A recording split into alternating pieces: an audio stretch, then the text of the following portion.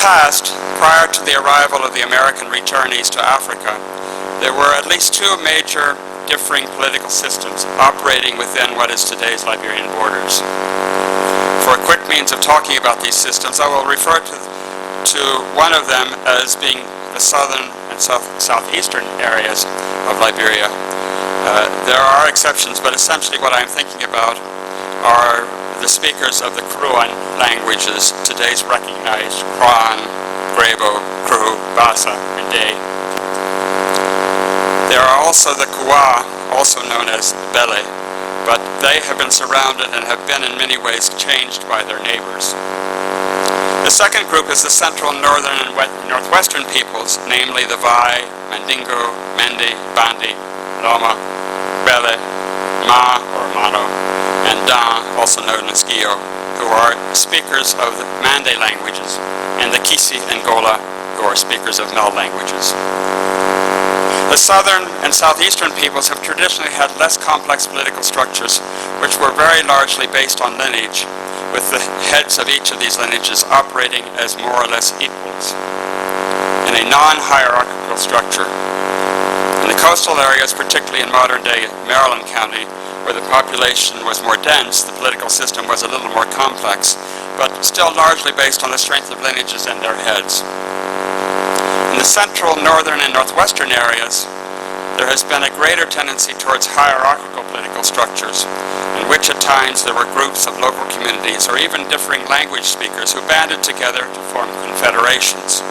The most famous of these was the Congo Confederation, with its capital in Boplo during the late 18th and 19th century. The division described here is not totally accurate, but for our purposes it will suffice. These basic differences in governance have remained a major distinction between the two areas up until the present day. As the settler-based central government began to assert its political control over the areas away from the original coastal enclaves, largely in response to pressure from British and French colonial powers, which were claiming large neighboring tracts of territory, a governance system was established under President Arthur Berkeley's government, which was modeled after the British indirect rule policies. In a nutshell, it was an attempt to work with pre-existing local leadership in the areas brought under central government control. Thus, the current chief of an area was to be the authority figure through which the interior commissioners sent out from Monrovia were to interact. But what often happened in the central, northern, and northwestern areas was the traditional leader did not become the recognized authority figure. To take two examples, among the Bandi, Bombolokole, who had been the traditional leader of the southern and eastern Bandi, was bypassed for his young nephew, Mambu. The latter had curried favor with the central government commissioners, and as a consequence, it led to conflict during the period from 1911 to 1914, with the assassination of 8 chiefs loyal to Bombokole, the retaliatory killing of Mambu, and finally the flight of Bombokole to Sierra Leone. A similar pattern occurred in the Dan or Gio area, where Tuazama, who was not a traditional leader but a young aspiring man, was able to have himself recognized as chief by the central government.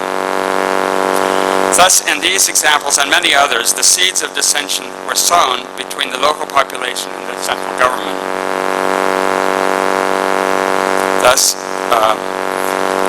on the surface, the power of the central government through its frontier force soldiers won the day.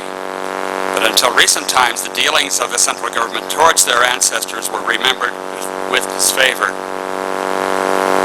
In the southeast, especially in the Kran area, where leadership was in the hands of lineage heads, who were essentially equals, as mentioned above, the concept of a hierarchical leadership structure was unknown to them. The choosing of chiefs was quite arbitrary and occurred usually because the opportunity arose for a man to win the approval of the local government commissioner. As recently as 20 years ago, when meeting with members of a Kran town to discuss health issues, the request was made for the town chief to speak. What very quickly became clear was that the authority did not lie with him, but with the lineage heads. The The town chief was dismissed as, quote, the government's man, unquote. He was not their chief, but the government's. Although the topic will be mentioned elsewhere, it is worth adding that when discussing women's and children's health issues, though males started to answer questions, they were quickly pushed aside by women who began to speak. Such behavior by women would never have occurred in the central, northern, or northwestern areas of Liberia. In the Crown region, women were overtly and socially closer in status to men in the public situations. And this was the normal behavior. In the central, northern, and northwestern areas, men were in overt social dominance. This is not to say that there was not a woman's world, which was the purview of women, but it was largely exercised outside of public view. It was men who essentially controlled the political arena. The elders who sat in consultation rarely included women, and if so, only those past childbearing age. There was in this central, northern, and northwestern region in the past a dynamic between the traditional political chief, who came to authority by virtue of lineage, position, and age, and the war chief, who achieved his position by virtue of his strength and bravery. There was internally in this system a tension, with the war chief usually only able to assert temporary authority during periods of crisis. On occasion, however, such individuals would maintain their political power for their lifetime, but very rarely was it transferred to their kinsmen. There are many individuals who can be described.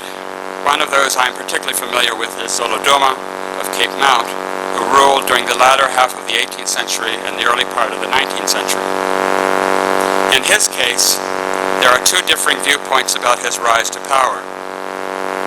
In one case, there is the, quote, Western, unquote, explanation based on the fact that he had received special training to serve as a local agent for European traders on the coast, and thus he had access to economic resources not available to other Vai men. But from the Vai point of view, given that Zolodoma was seen as exceptional in being able to rise above other men, the only explanation was that there was a spiritual force or being who supported him, a Jinai, with whom he had made a pact. And according to the traditions, for him to have received this special support, he had to commit an asocial act, namely murder. When he died of old age, he was buried, but quickly exhumed by other aspiring leaders, and his body was desecrated so that his power could not be transferred to others. This pattern of political leadership was widespread across the central, northern, and northwestern parts of Liberia. And as everyone here will have noted, there were reminders of this pattern in the recent Civil War.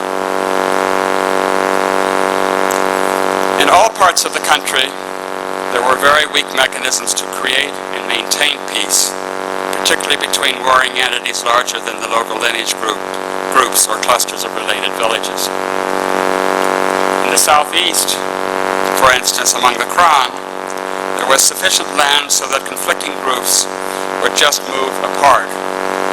In more densely areas, as along the coast, for instance among the Glebo, there was the very long-standing antagonisms between the Klemowe and the Nyemowe, which periodically spilled over into warfare, but which ultimately died by sheer lack of means to continue to support the conflict. In the Vai area, there were occasionally attempts by third parties to mediate disputes, but lacking power to enforce the peace, disputes quickly broke out again. Thus there was, as was particularly evident from the documentation of the 19th century, a considerable amount of continual conflict. Thus, the central government intervened, but to occupy the territory so as to take claim against which to hold the British and the French colonial powers at bay. This was known in the terminology of the 19th and early 20th centuries as effective occupation. The last of this process of that form of occupation took place in the Sastown area of the Kru Coast in the mid-1930s with the defeat of Jua Nimile. Thus, Pax Liberica was exercised across the total territory of Liberia only fairly recently. With the power of the central authority, conflict was subdued. The central government then imposed mechanisms for adjudicating disputes. In most cases in the interior, it was through the indirect rule mechanism, where chiefs were given authority to hear disputes and render decisions.